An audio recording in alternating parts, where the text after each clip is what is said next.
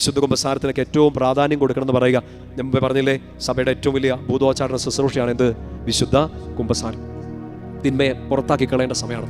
അവിടെ ചില സമയത്ത് പിശാച് നമുക്ക് തരുന്ന ഏറ്റവും വലിയ പ്രലോഭനങ്ങളൊന്നാണ് കുമ്പസാരം നീട്ടിവെക്കുക എന്നുള്ളത്. വിശുദ്ധരൊക്കെ പറയുന്നൊരു കാര്യമാണ്, നിങ്ങളുടെ ബുക്ക് ചെറുതാക്കി വെക്കണം എന്ന് പറയാം. പാപത്തിൻ്റെ ബുക്ക് ചെറുതായിരിക്കണം. ഒന്നുകൂടെ ഒന്ന് ഹൃദയത്തിലേക്ക് എടുക്കുക. നമ്മുടെ പ്രിയപ്പെട്ട ബെനഡിക്റ്റ് പാപ്പയുടെ അടുത്ത് ഒരു കൊച്ച് ആദ്യ കുർബാന സ്വീകരിച്ച ഒരു കൊച്ച് ഇങ്ങനെ പോയി ചോദിച്ചു, പാപ്പ ഞാൻ എല്ലാ ദിവസവും കുർബാന സ്വീകരിക്കണോ? സ്വീകരിച്ചോട്ടെ എന്ന് ചോദിച്ചു. മാർപ്പാപ്പ ഒരു കുഞ്ഞു പിള്ളേരുമായിട്ടുള്ള ആദ്യ കുർബാന സ്വീകരിച്ച കുഞ്ഞുങ്ങളോടുള്ള എന്തോ ഒരു ഓഡിയൻസ് ആണ്. ഞാൻ എല്ലാ ദിവസവും കുർബാന സ്വീകരിക്കണോ? പാപ്പ പറഞ്ഞു എല്ലാ ദിവസവും കുർബാന സ്വീകരിക്കണം.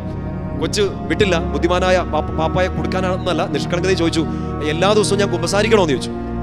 പാപ്പ പറഞ്ഞു എല്ലാ ദിവസവും കുമ്പസാരിക്കണ്ട. കൊച്ചു പറഞ്ഞു ഞാൻ എല്ലാ ദിവസവും പാപം ചെയ്യാറുണ്ടെന്ന് പറഞ്ഞു. പാപ്പ മിണ്ടില്ല. കൊച്ചു പിന്നെയും ചോദിച്ചു, എല്ലാ ദിവസവും ഞാൻ കുർബാന സ്വീകരിച്ചോട്ടെ? ഇനി എന്റെ ഉത്തരം പറയും. അതായത് അയോഗ്യതയോടുകൂടി വിശുദ്ധ രഹസ്യങ്ങളെ സ്വീകരിക്കരുതെന്ന് പറയുന്നു. മാർപ്പാപ്പയാണ് ഇത് ചോദ്യത്തിന് ഉത്തരം കൊടുക്കേണ്ടത്. ലോകം മുഴുവൻ ശ്രദ്ധിക്കും. അപ്പൊ പറയുന്ന വാക്കുകൾ വളരെ കൃത്യമായിരിക്കണം.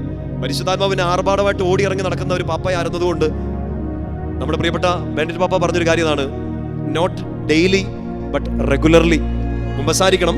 Not daily but regularly. എല്ലാ ദിവസവും അല്ല കുമ്പസാരിക്കേണ്ടത്, കൂടെ കൂടെ കുമ്പസാരിക്കുക.